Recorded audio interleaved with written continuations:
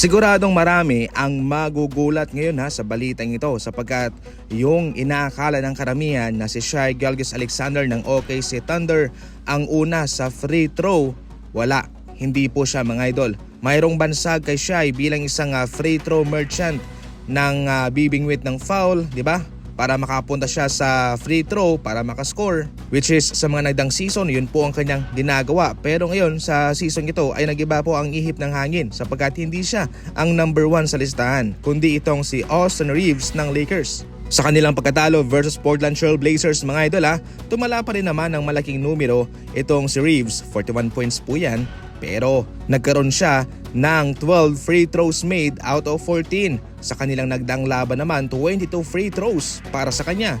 Sa ngayon siya po ang nangunguna para sa free throw sa NBA mga idol Imagine hindi pala si Shai, si Reeves pala. Ngayon hindi po ito nangangahulugan na pinapabura ng mga referee itong si Reeves. Sadyang nagkataon lang siguro to. At kitang-kita naman natin na kumakamada siya ng malaking numero, umaatake siya, agresibo siya.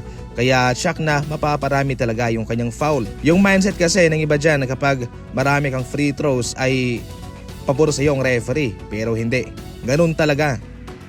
Swerteng-swerte sa ngayon itong sina Paul George at si Joel Embiid sa kanilang mga kasama. Si Paul George hindi pa nakakalaro samantalang si Embiid naman limitado lamang ang minuto, 20 minutes per game mga idol. Somehow marami po ang nag-expect na itong Sixers ay magiging worst team ngayon sa NBA. Pero sa paggawa ko ng video ito ay mayroon silang record na 4-0. Maraming salamat sa kanilang kasama na itong si Maxi mga idol na mala superstar players sa ngayon ang inilalaro. At yung kanilang rookie naman na unang season pa lang to niya, supposed to say ay nag-a-adjust pa siya sa NBA pero siya ay nag-a-average na ng 25 points, 5 rebounds and 6 assists per game. Isang player na baguhan lang sa kanilang kupunan pero ngayon kabilang na sa mga bumubuhat kay Joel Embiid at kay Paul George. Sa ngayon sa NBA ay wala pa talagang klarong mukha ng liga. Pero sa ngayon mga idol marami ang natawa rito sapagkat sinabi mismo ni Ja Morant na hindi naman daw niya ginusto na maging mukha ng liga.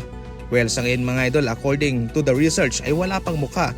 Pero bakit nina-assume dito ni Ja Morant na ayaw niya na maging mukha? So naging mukha na siya ng liga, di ba? Ayon pa sa kanya mga idol ay gusto lang daw niya maglaro, enjoy ang kanyang sarili, enjoy ang game. Mayroong mga taong nagsasabi ng mga ganto, ganyan at yun naman daw ay ang kanilang sariling opinyon na kailangan nating respetuhin. Pero hindi naman daw niya talaga gugustuhin maging mukha ng liga. Ayon pa mismo kay Ja Morant mga idol, wala siyang pakialam dyan. Ngayon mga idol marami naman ang mas worthy na tawaging mukha o maging mukha ng NBA. Nandyan si Wembanyama, di ba? At marami pang iba. Depende kasi yan sa kagalingan, kung prime nila, di ba? Kung sila ay unstoppable, maybe sila ang magiging mukha ng NBA pero sa ngayon ay wala pa talaga.